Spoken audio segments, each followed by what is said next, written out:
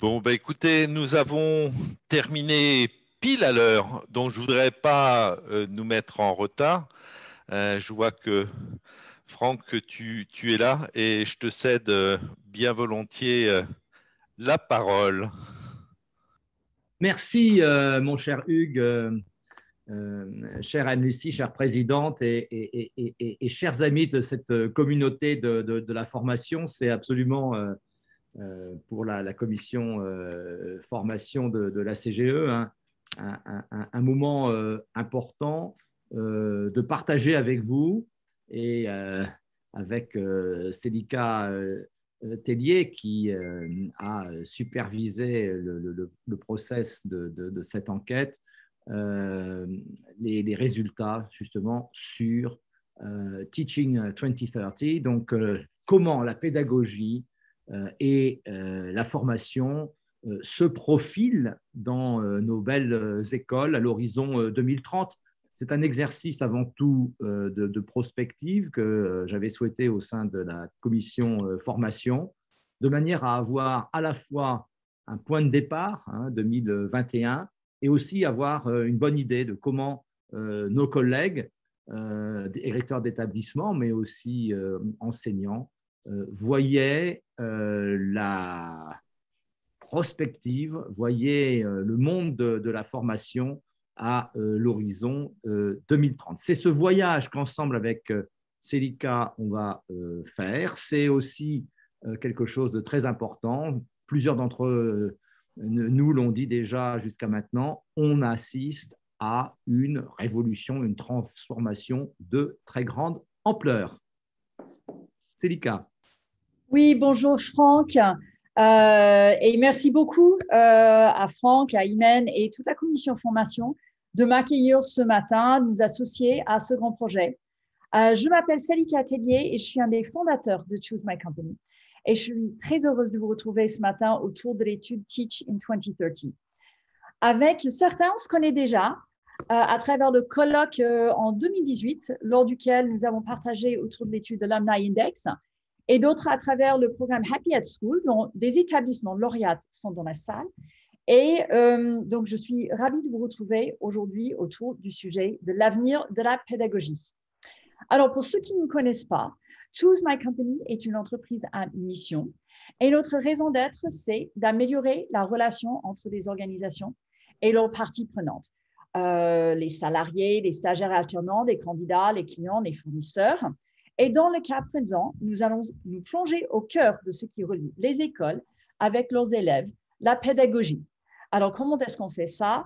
Nous sommes des experts du questionnement et donc nous avons une plateforme qui permet d'interroger en très grand nombre, de recueillir des avis de ces parties prenantes, de les analyser et de les mettre au grand jour comme on le fait aujourd'hui. Alors, pendant les 50 minutes qui suivent, on va travailler en 3 temps, en 3 parties. On va tout d'abord faire un point sur le cadre de l'étude que nous avons menée pour le compte de la commission formation avec Franck et avec Imen. On va regarder les grands constats et ensuite, on va prendre du recul et croiser ces regards avec les regards des professeurs et des directeurs d'école, avec des retours d'expérience des universités, d'entreprises et des partenaires dans les relations écoles, pour finir sur une note d'inspiration. Alors, comment est-ce que ce projet est né et a été élaboré? Franck?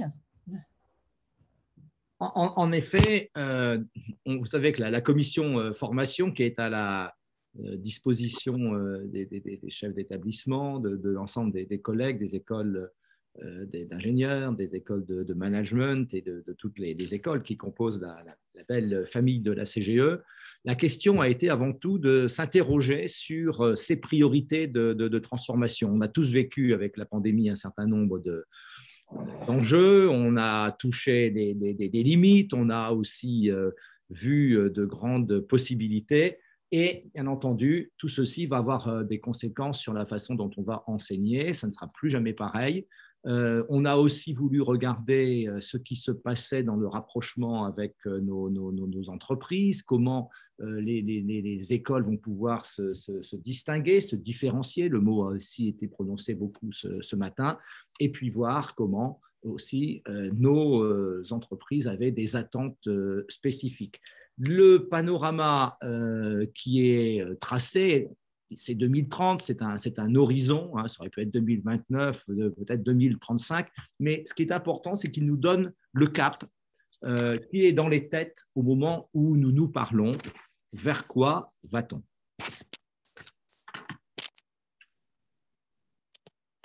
Alors, ce projet, donc ce voyage et ce panorama, ce paysage ont démarré en décembre dernier avec la commission formation.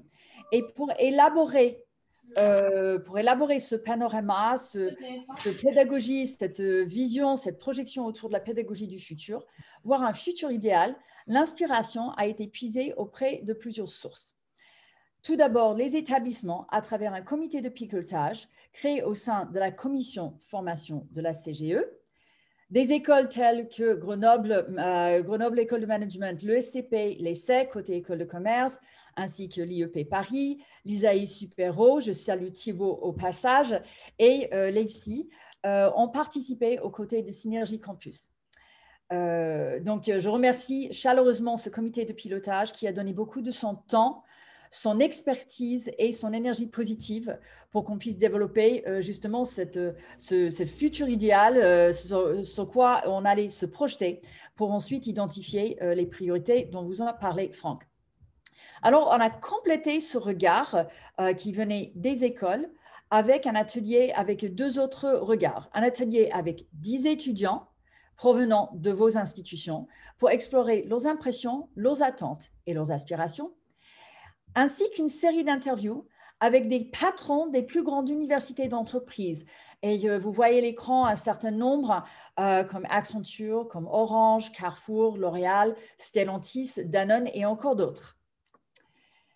Alors, tout ce travail a débouché sur 2 questionnaires pour exploration quantitative et qualitative, administrés en février et mars de cette année. Donc, un questionnaire de 30 questions que je crois vous connaissez, pour un regard pointu et expert de la part de ceux qui sont au cœur de cette pédagogie des grandes écoles, et 16 questions pour les entreprises, notamment vos partenaires en termes de relations écoles, pour ce regard partenaire. Alors, sur quoi est-ce qu'on a débouché et qu'est-ce qu'on va explorer? Tout d'abord, un immense merci à tous les directeurs d'école qui ont poussé le questionnaire parmi leurs co-enseignants.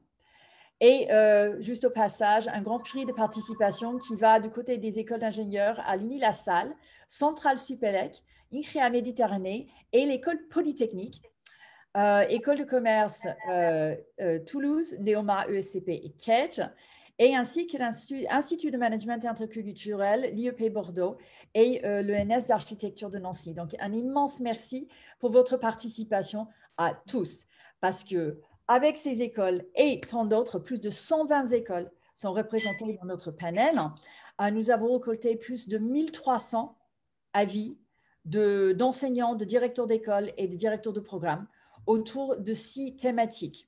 Donc, le rôle des enseignants, leur développement professionnel, les modalités pédagogiques, les technologies, l'innovation pédagogique en elle-même, les enjeux sociétaux et des partenariats. On a complété cela avec les retours d'une quarantaine d'entreprises qui sont les plus grands employeurs de vos élèves, que ce soit en stage, alternance ou après leurs études, qui couvrent l'industrie, la finance, les services, l'automobile, l'énergie. Voilà. Donc, je vous propose, sans plus attendre, de découvrir maintenant ce que les plus de 1300 professeurs et directeurs de grandes écoles nous ont dit. Alors, si on va tout d'abord dans les grands constats, on va regarder ce qui sont les plus grands points d'affinité, les questions vers lesquelles, les items vers lesquels, les thématiques vers lesquelles les professeurs, les directeurs d'école se projettent le plus facilement par rapport à cet avenir idéal des grandes écoles et de la pédagogie. La force des systèmes selon les professeurs. Alors, ils sont mesurés en taux de réponse favorable. Ils ont répondu selon une échelle de Likert à 5 points que vous voyez sur votre écran. Alors, il émerge une grande fierté et un vrai attachement à une mission de transmission de savoir et d'être sense makers, de donner du sens à leurs élèves. Ils sont attachés à une approche qui est très humaine et qui se cristallise par une période pour l'élève qui est forte de transformation. On explore ce qu'on a envie de devenir, ce qui nous intéresse, comment est-ce qu'on apprend, et là, on veut se projeter en tant qu'individu. Et les professeurs restent au cœur de cela, et qui est aussi caractérisé par des temps synchrones. Donc, on se projette plus dans la formation initiale, qui fait le cœur de l'activité des grandes écoles, justement avec un entraînement vers des modes d'enseignement collaboratif et en présentiel. Voilà. Alors, Franck, si on va du côté un peu plus complexe, qu'est-ce qu'ils nous disent? Alors, c'est plus que le côté complexe, puisque Célica vient de nous parler de la rose, des fleurs, les côtés où on est finalement très, très aligné dans toutes les écoles et dans toutes les populations. Moi, je vais vous parler un peu du flop, c'est-à-dire des petites épines, hein, et je crois qu'il faut prendre la rose avec les deux caractéristiques. Je crois qu'il faut absolument qu'on ait en tête, c'est une confirmation un petit peu de ce que les uns et les autres ressentons, c'est une demande vraie d'accompagnement, de reconnaissance, de développement collectif autour de l'innovation pédagogique. Parce que là, on vous a, et vous le voyez sur l'écran, repéré un premier point, hein, qui est simplement une indication. J'estime que mon école ne sait pas finalement tellement valoriser, récompenser l'innovation pédagogique. Alors, peu importe si c'est une réalité objective, mais c'est ce qui importe, c'est le côté ressenti, hein, la température ressentie par nos institutions. On a encore beaucoup de chemin à faire. C'est à la fois, je trouve, un bel encouragement, savoir valoriser et récompenser l'innovation pédagogique. Ensuite, il y a la deuxième question, le deuxième item ici, c'est plus de l'ordre du facteur temps. Les gens qui ont répondu, quels qu'ils soient, nous n'avons pas le temps d'accompagner les apprenants dans leurs travaux et projets en dehors des temps de cours. Ça, c'est quelque chose qui peut être surprenant, mais qui doit nous interpeller. Le rythme aussi de cette mise en place de l'innovation pédagogique est associé au fait que nous n'avons peut-être pas assez prévu les accompagnements. Le troisième point, c'est l'évaluation, qui est un problème, puisque globalement, un tiers des répondants nous disent que j'estime que le système d'évaluation des enseignants n'est plutôt pas pertinent pour me permettre de m'améliorer. Là encore, il s'agit pourtant d'efforts qui sont faits dans nos maisons en matière d'évaluation du corps professoral, d'évaluation des qualités des formations. C'est un point qu'il faut entendre. Et alors, le dernier point peut là surprendre, c'est j'estime que l'innovation pédagogique n'est pas suffisamment prise en compte dans les classements et les accréditations des grandes écoles. Or, on sait que les efforts des accréditeurs, hein, que ce soit au niveau français, national, et aussi pour les écoles de management, particulièrement les accréditeurs internationaux, des efforts sont faits dans ce sens-là. Donc, ça montre bien qu'il y a aussi peut-être certains décalages entre ce qui est mis en route et ce qui est perçu. Voilà, donc cet item, le flop, hein, ce qu'en anglais veut dire un petit bruit dérangeant, le point du flop, c'est véritablement la nécessité d'accompagner et de reconnaître tous nos collègues qui sont engagés, et avec beaucoup de courage d'ailleurs, depuis le début de la pandémie. Alors, on a parlé des roses, on a parlé de la fleur, on a parlé des épines, et il y a aussi cette zone intermédiaire que vous voyez autour, encore une fois, de questions plus fines sur le vrai besoin d'accompagner et d'y mettre des moyens. Il ne s'agit pas simplement, c'est un petit peu le message qui ressort là, il ne s'agit pas simplement d'avoir la belle intention stratégique de se plonger et d'entraîner tout l'établissement dans l'innovation pédagogique, hein, ce qui est une tendance naturelle. Il faut derrière cela s'organiser pour, prévoir les moyens, expliquer leur utilisation, l'intensité de l'utilisation et l'évaluation de tout cela. Et vous le voyez, on a donc un certain nombre de réponses qui font ou qu'il y a des avis tout à fait, on va dire, mitigés. Je me sens plus ou moins, un peu, mais aussi pas beaucoup, accompagné par l'école dans le développement de mes compétences pédagogiques. Il est vrai, et c'est un grand constat, que l'innovation pédagogique est là pour faire progresser et on l'a dit, accompagner nos étudiants, nos élèves, évidemment, mais il faut aussi, à un niveau plus méta, savoir accompagner, aussi de façon individualisée, les collègues qui sont embarqués dans tout ce processus. Célika. Merci Franck. Alors, maintenant, on va croiser par deux facteurs ces résultats on vous a exposés avec Franck au niveau macro, ce qui marche pas, et ensuite cette zone du milieu qui est plus mitigée, peut-être un peu plus incertain. On va regarder à la fois par type d'école, et ensuite par rôle de chacun au sein de son établissement. Donc, commençons par les types d'écoles. Et donc, lorsqu'on croise les résultats par type d'école, il en émerge des thématiques communes en termes d'appréciation, à la fois pour ce qui sera facile et naturel à réaliser à l'avenir, donc ce qui est en bon chemin, et ce qui reste à développer. Alors, côté pédagogique, l'avenir se dessine clairement avec des interactions riches et un contenu qui évolue régulièrement. Et là, vous voyez que ce soit en école d'ingénieur, école de management ou les autres formations, que plus de 7 enseignants sur 10 disent trouver que la pédagogie est suffisamment participative et que le contenu évolue avec agilité selon les besoins des métiers. Donc, on est dans un mouvement positif autour de ces deux éléments qui se passent concrètement dans la salle de cours. Alors, dans l'ensemble des établissements, on voit une demande claire à côté de ce renforcement de compétences pédagogiques, un autre élément du cadre qui doit se renforcer. Donc, d'un côté, les compétences et de l'autre côté, des équipements et des salles de cours qui vont accompagner tout ça, qui vont permettre aux professeurs de s'épanouir dans ce rôle de transmission de savoir dans un cadre qui leur est propre et qui leur permet d'atteindre justement et d'interagir avec tous les apprenants, tous leurs élèves.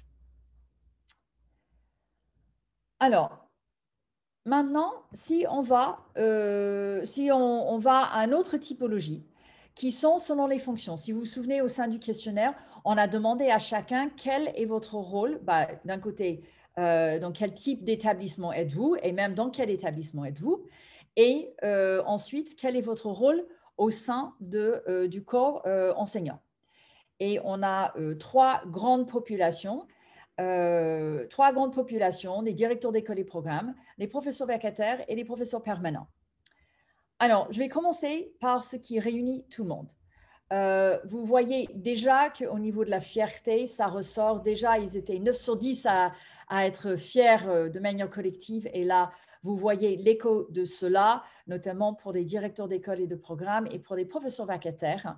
Donc, tous sont d'accord pour être très fiers de leur école, de faire partie d'un corps d'enseignants de prestige. Et qui est tourné vers le progrès. Tous sont également d'accord que les 2 leviers d'innovation technologique en 2030 seront les salles de classe connectées et des outils de visio. Donc, c'est ce qu'on a vu dans le slide précédent. Et ça, si on le croise par typologie d'école, vous êtes tous unanimes dessus. Maintenant, quand on regarde par population les préoccupations et les priorités. Les directeurs d'école et programmes souhaitent se concentrer justement sur le cadre qu'ils proposent aux professeurs pour enseigner, les espaces de campus qui permettront aux professeurs ainsi qu'aux élèves de bien évoluer ensemble. Les professeurs permanents se questionnent sur l'intelligence artificielle et l'utilisation du big data au sein de la pédagogie, deux éléments qui sont reliés à la personnalisation des parcours. Et on va y revenir quand on va du côté des universités d'entreprise pour voir ce qu'il en est. Et finalement, les professeurs vacataires, ils veulent apprendre auprès de leur propre grande école. Ils veulent partager des bonnes pratiques, ils veulent développer leurs compétences pédagogiques. Alors, pour finir, je vous propose de voir avec Franck maintenant ce qu'ils nous ont dit dans les questions ouvertes qui étaient en fin de questionnaire, quels seraient les plus grands accélérateurs de cette révolution pédagogique, et quels en seraient les freins potentiels. Franck ? Oui, parce que nous avons finalement, dans ce beau voyage vers 2030, un peu comme un véhicule, gérer des tournants spécifiques aux établissements.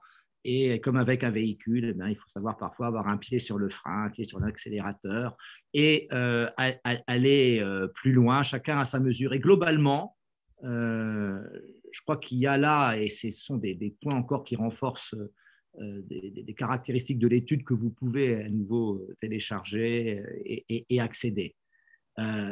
La crise sanitaire, c'est une opportunité. Elle a accéléré, elle a même fait en sorte que des innovations se sont mises en place qui étaient déjà un petit peu là en gestation avant la crise et qui sont maintenant une réalité. Et ce n'est plus de la discussion, c'est du concret.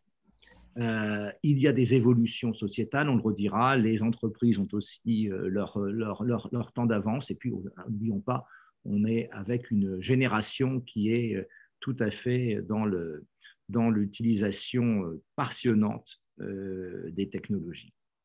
La très bonne nouvelle pour aller plus loin aussi, Célica l'a dit dans le transparent précédent, c'est la fierté. Il y a quelque chose qu'on ne pourra jamais enlever aux écoles et au corps enseignant en général, c'est ce métier, hein, ces savoir-faire extraordinaires. D'ailleurs, ce mot métier, pas du tout, on ne peut pas le traduire en anglais, c'est ce sens de la vocation, du savoir-faire, des petits tours de main, hein, c'est le ministerium, hein, c'est le mot latin qui s'est déformé au cours du temps, le métier qui réunit toute la communauté des écoles. Il y a un élan, quelque chose qui est unique. On peut avoir les technologies, mais seules les technologies ne feront pas progresser les élèves et diffuser la connaissance et les produits de la recherche que l'on a dans de belles écoles. Alors, à côté de ces éléments d'accélération sur lesquels on peut jouer, sont identifiés aussi beaucoup les freins possibles. Cette affaire de l'innovation pédagogique, ça ne va pas être une affaire de quelques mois, ça va être quelque chose de long terme, et il faut tenir sur la durée. Et on retrouve ici cette question de la reconnaissance, la capacité à stimuler les énergies, à les valoriser, à les diffuser, à les célébrer aussi, comme on le fait beaucoup dans les business schools, dans les écoles d'ingénieurs, dans les universités anglo-saxonnes. Et puis, comme je l'ai dit déjà tout à l'heure, on retrouve cette nécessité des moyens. Ce n'est pas simplement quelque chose que l'on dit qu'il faut faire, il faut y mettre les moyens financiers, certes, mais aussi les moyens en ressources humaines, créer du lien entre les communautés pédagogiques et administratives. Ça, c'est absolument indispensable. Et puis, c'est un frein, mais on aurait pu aussi, par certains côtés, le mettre dans l'accélérateur, c'est que le mythe du tout numérique, qui est une forme un petit peu anxiogène, hein, de croire que le tout technologique va nous résoudre tous les problèmes par ailleurs, au-delà de la pédagogie, les problèmes de fonctionnement de l'école.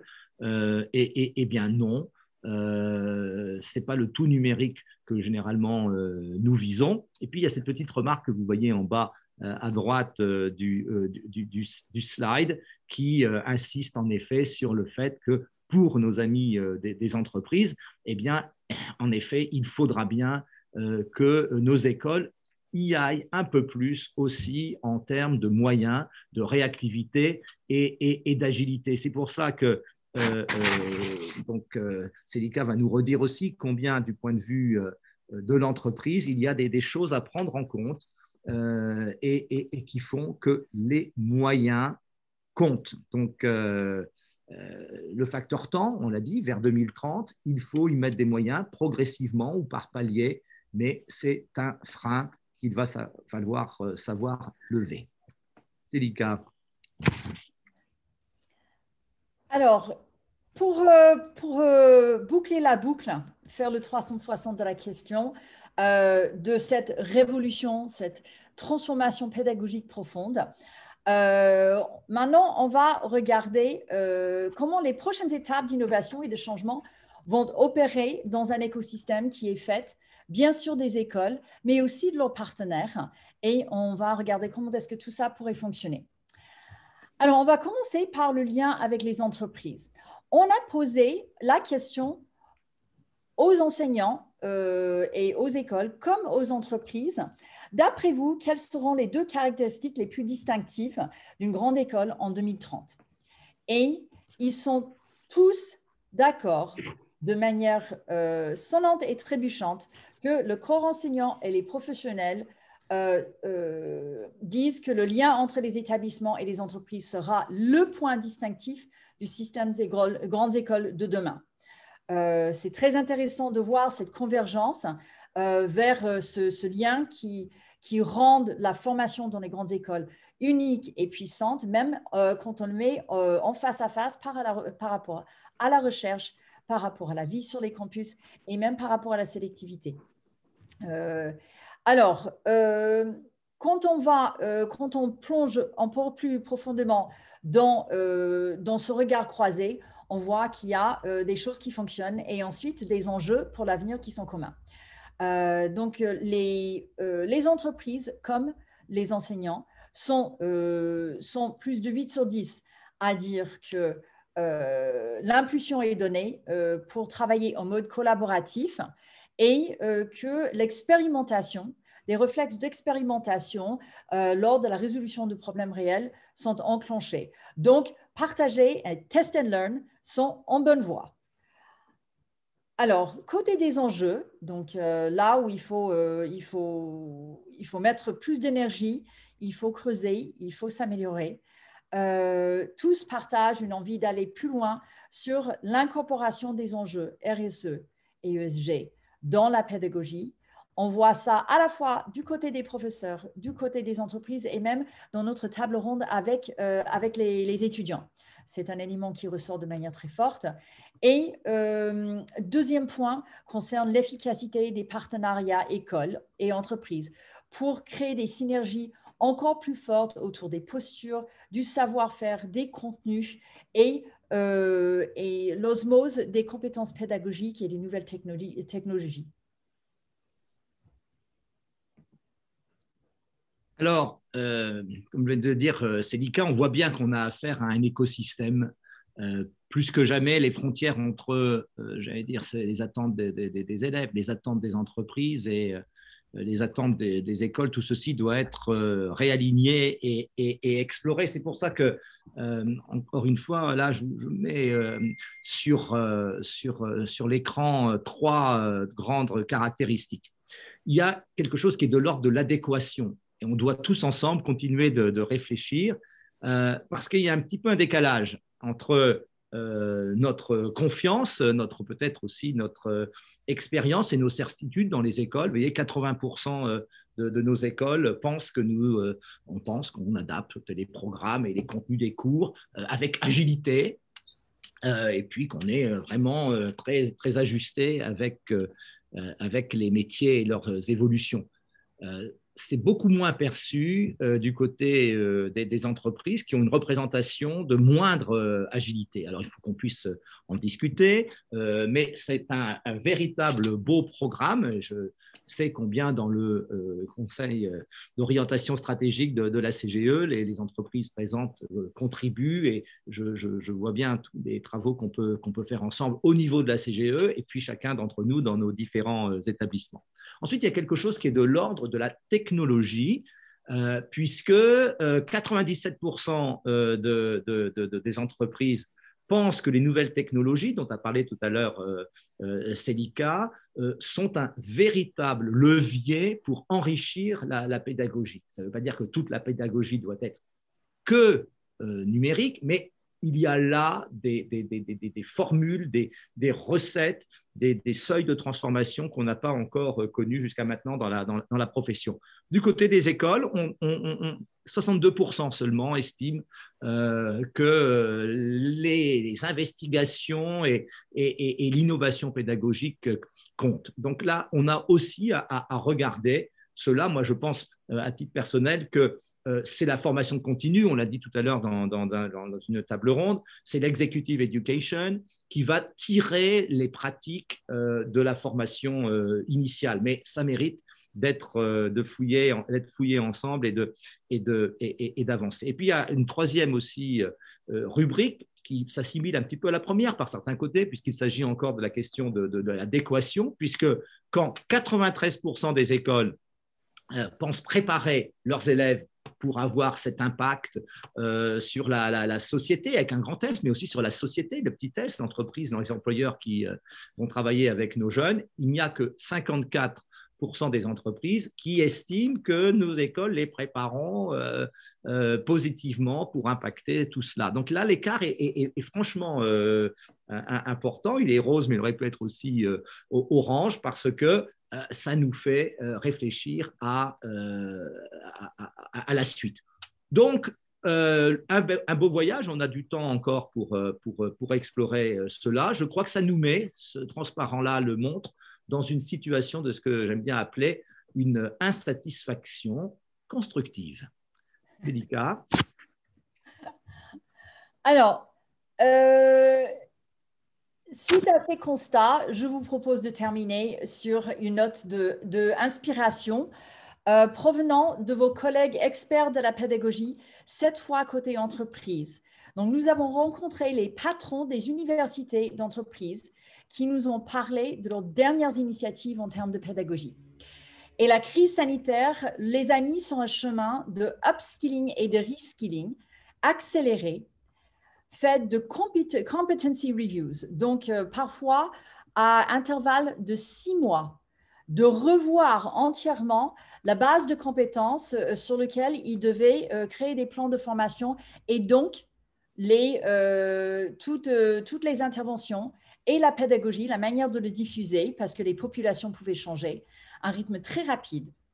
Et donc, ça les a poussés aussi à une expérimentation accélérée de nouvelles technologies. Donc, on est dans un cas de diffusion rapide et très démocratique des savoirs au sein des organisations.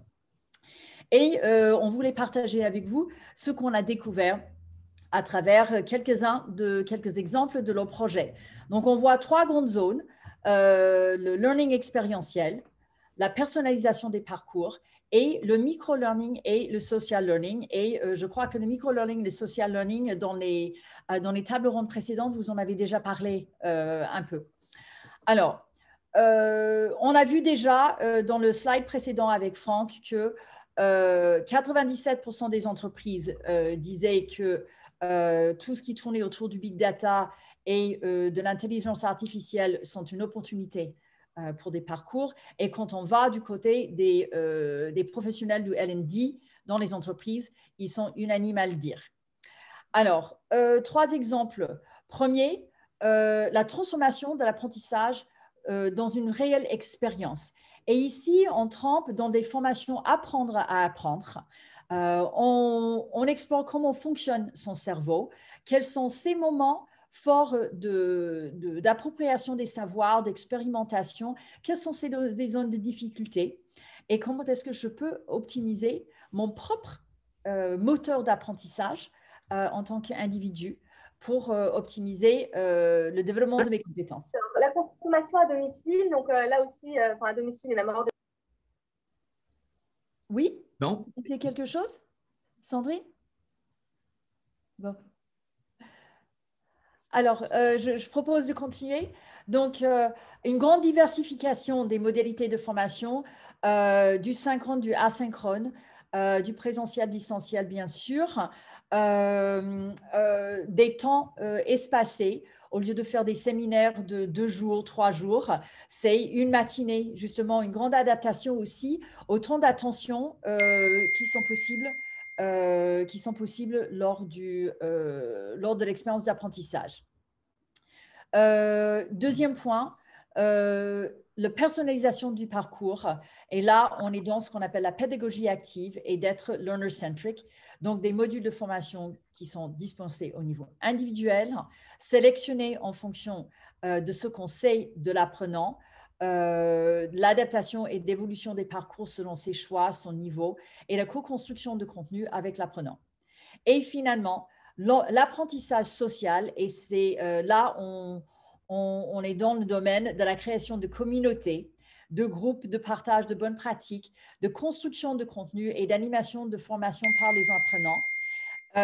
Et on a un très joli exemple chez Carrefour qui s'appelle Carrefour par Carrefour, où ce sont justement des professionnels qui invitent leurs collègues à une formation qu'ils ont créée eux-mêmes pour le partage des savoirs autour d'un sujet qui les intéresse.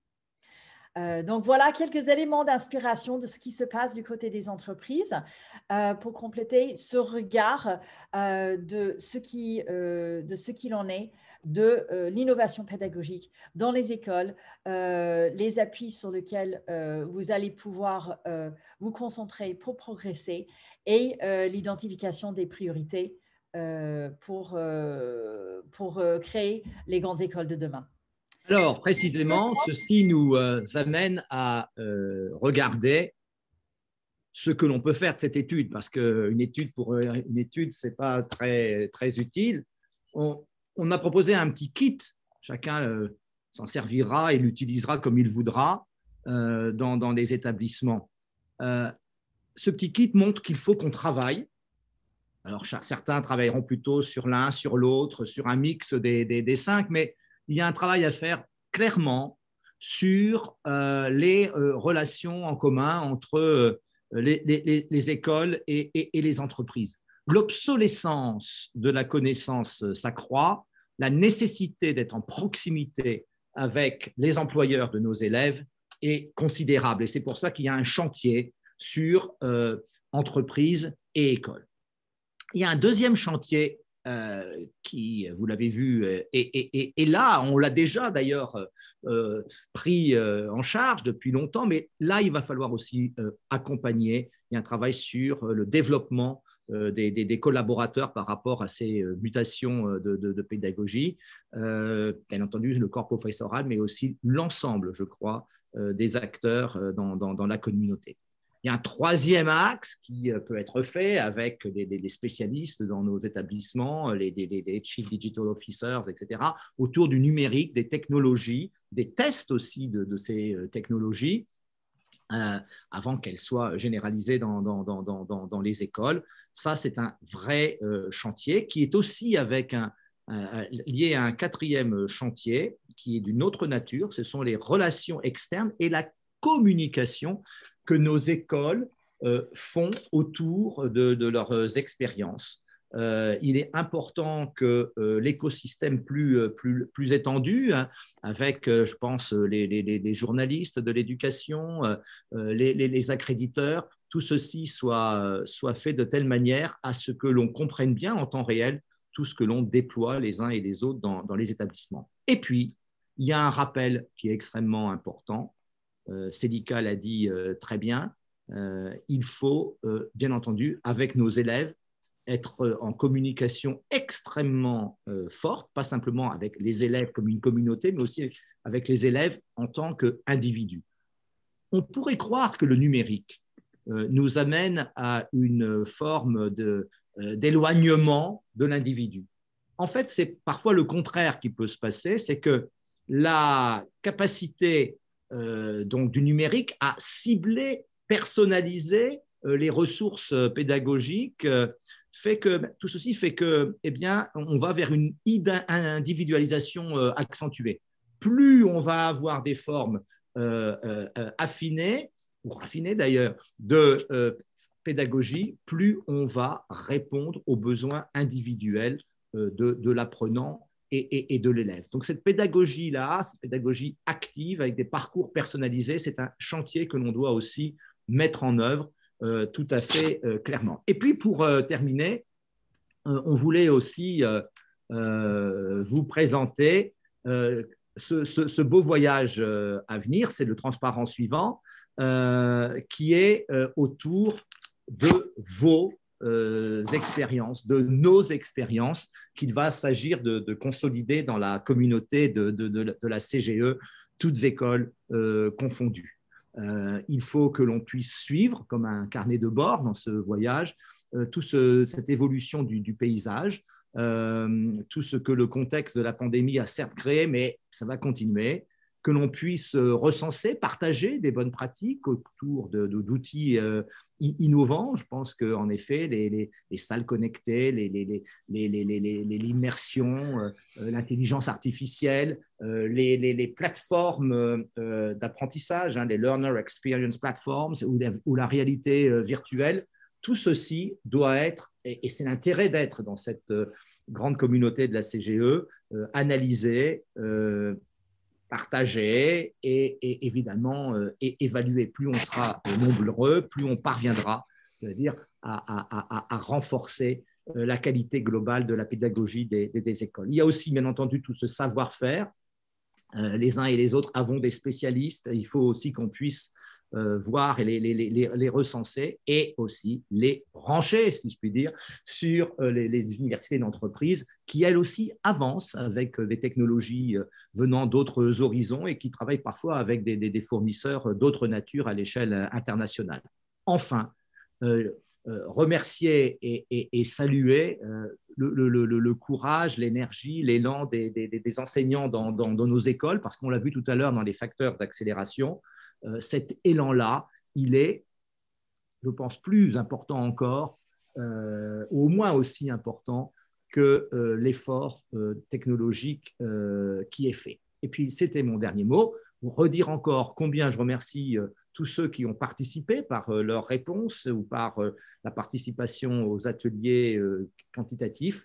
Merci à toutes les organisations et tous les partenaires de cette belle enquête qui, je crois, va servir et restera comme au moins un marqueur d'un départ pour la décennie 2020-2030 suite à la pandémie.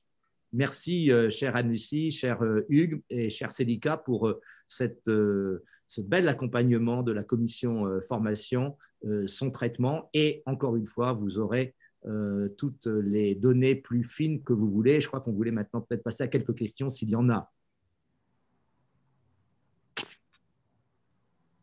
Oui, merci Franck. Oui, peut-être quelques questions avant de passer. Il nous reste à peu près 5 minutes. Si je crois que Astrid, vous vous occupez des questions éventuelles s'il y en a. Je vous laisse la parole. Oui, merci beaucoup. Effectivement, il y a une question concernant le rôle et la place des étudiants dans cette étude. Franck, tu veux qu'on Oui, on peut, vas-y, je peux poursuivre. Hein, je veux dire, les étudiants sont au cœur de cette transformation. D'ailleurs, quand on les voit utiliser des technologies, ce n'est pas que la technologie même dans la salle de cours, c'est aussi tout ce qui concerne le comportement et même l'utilisation du mobilier, les recharges d'appareils électriques. C'est quand on les regarde, je dirais, avec presque un regard ethnologique, quelque chose qui est extrêmement important. On les a aussi, bien entendu, les répondants en tant qu'enseignants ont pris en compte la dimension de l'étudiant. Et puis, il y a l'atelier extrêmement intéressant aussi qui a eu lieu. Tout à l'heure, Célica le rappelait avec un focus group qui a permis de faire ressortir pas mal de choses. Et évidemment, ce que nous souhaitions avant tout, c'était aussi la consigne que j'avais donnée dans le cadre de la commission formation, c'était de faire sortir des têtes des acteurs principaux des écoles ce que l'on avait comme vision de la pédagogie à 2030, en particulier à partir de ce que les professeurs permanents, vacataires et les directeurs d'établissement avaient. Mais les étudiants, on l'a bien dit, sont au cœur de tout cela. D'ailleurs, ils vont être les bénéficiaires et les évaluateurs et les ambassadeurs ensuite de nos écoles dans leurs entreprises. Oui. Si je pourrais juste compléter, lors de ce travail, j'ai personnellement, l'équipe Choose My Company, on était vraiment frappés par le degré de recul des étudiants que nous avons consultés, que nous avons mis dans l'atelier sur l'expérience d'apprentissage, sur leurs attentes, sur le fonctionnement avec les professeurs, sur leur avis sur la technologie, et ce n'est pas de la technologie à tout va, et l'importance de la communauté dans leur école. Donc, ils sont très capables d'énoncer et d'expliciter ce qui est important pour eux et comment ils le vivent. Ça fait écho d'une autre étude, une autre grande étude que certains peut-être vous connaissez, qui s'appelle Happy at School, où on interroge les étudiants sur leur motivation par rapport à l'expérience dans leur école. Et une des grands enseignements pendant cette période de pandémie qu'on peut en prendre, c'était le rôle qu'ils avaient à côté de la direction de leurs écoles pour trouver des solutions et pour faire avancer et maintenir la qualité de l'expérience sur leur campus. Donc, c'est une superbe ressource. Ils ont tout à fait leur rôle à jouer maintenant qu'on a commencé, on a amorcé ce regard côté professeur pour trouver, justement dans la partie trouver des solutions et de dessiner exactement. On avait un point de départ, on a trouvé une ligne d'arrivée que vous voyez, que vous avez vu à l'écran tout à l'heure, et c'est le chemin pour y parvenir, c'est ce voyage, les tournures qu'il va prendre, les différents moyens de transport que vous pouvez tous dessiner ensemble, à la fois avec les partenaires entreprises, tous les professeurs et les élèves. Oui, cette notion que rappelle Célica sur l'expérience étudiante, ce n'est pas un hasard si elle s'intensifie, si elle se développe. En quelques minutes, je pense que notre collègue ami Laurent Champanet va parler des questions d'écosystème. Dans le passé, peut-être que l'étudiant était vu comme étant un peu à la périphérie de l'écosystème. Il y avait l'administration, les écoles, les règlements, etc.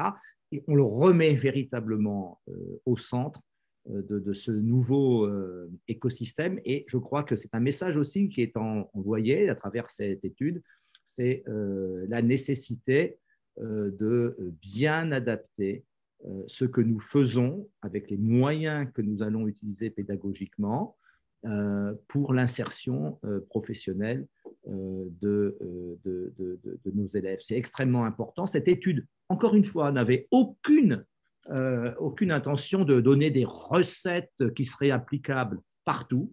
Cette enquête, je crois, permet à chacun après de se la réapproprier et de voir comment on peut, à partir de cela, peut-être infléchir une stratégie, réguler, moduler les moyens. Et puis, bien entendu, on a la chance dans la CGE d'avoir des tas de cultures d'écoles différentes. Il y a aussi des choses qui marcheront chez les uns et pas chez les autres, mais au moins, on a collectivement une idée du point de départ dans notre bel écosystème. Merci beaucoup, Franck. Et du coup, il nous reste 2 minutes. Il y a une question qui peut vous permettre de conclure. Je vous lis la question. Comment est-ce que vous définiriez précisément le lien entre cette étude et la formation tout au long de la vie? Et je pense que ce sera un mot pour conclure, Franck. Je n'ai pas tout compris parce qu'il y avait d'autres sons sur la ligne. La question est comment est-ce que vous définiriez précisément le lien entre cette étude et la formation tout au long de la vie Alors, pour conclure. oui, c'est une conclusion partielle puisqu'on va avoir encore les belles contributions de cette journée, mais je crois que tout d'abord, la dimension, les nouveaux modes pédagogiques, ils vont jalonner, ils vont, j'allais dire, au quotidien être le travail des équipes enseignantes et des équipes administratives et des élèves dans l'école au moment de la formation initiale. C'est déjà largement entamé par aussi la formation continue, l'executive education. Sauf que tout cela va être très différent maintenant par rapport au passé parce qu'on aura le retour de nos anciens, les personnes reviendront d'ailleurs physiquement ou moins physiquement dans les écoles pour faire, ça a été dit aussi, des modules courts. Mon ami Olivier Faron parlait de modules spécialisés et beaucoup plus courts. Donc, il va y avoir dans la vie de nos écoles aussi une transformation du fait du numérique parce qu'on va avoir de plus en plus de participants, de plus en plus de connexions et aussi, du coup, c'est très rassurant, je crois, une plus grande proximité avec les entreprises. Et ça, c'est un peu un pari qu'on peut faire, c'est se dire qu'en allant plus loin dans l'innovation pédagogique, en étendant l'innovation pédagogique à la formation tout au long de la vie, eh bien, ceci nous permet de nous rapprocher beaucoup plus encore du monde de l'entreprise. Et cette belle connexion-là, eh bien, se fait avec et grâce à l'innovation pédagogique dans nos écoles. Merci beaucoup Franck pour cette conclusion. Je ne vais pas être très long parce que je ne voudrais pas perturber cette gestion du temps digne d'un projet spatial où on est quasiment à la minute. Mais en tout cas, bon, vous remercier pour ce beau voyage parce que je crois que c'était un beau voyage.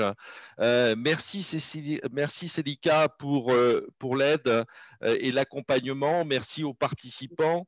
Et puis, merci Franck pour ton investissement, si tant est qu'il fallait encore le souligner. Et bien sûr, je remercierai la Banque des Territoires puisque la Banque des Territoires a participé donc financièrement à cette étude. Vous avez le lien sur le site pour pouvoir consulter l'étude dans sa totalité. Vous l'avez le lien dans le fil de discussion.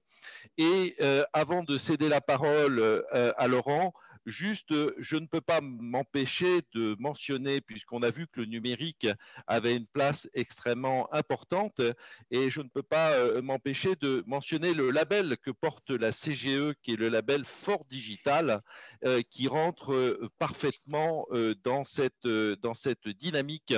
Et donc, voilà, je voulais le signaler.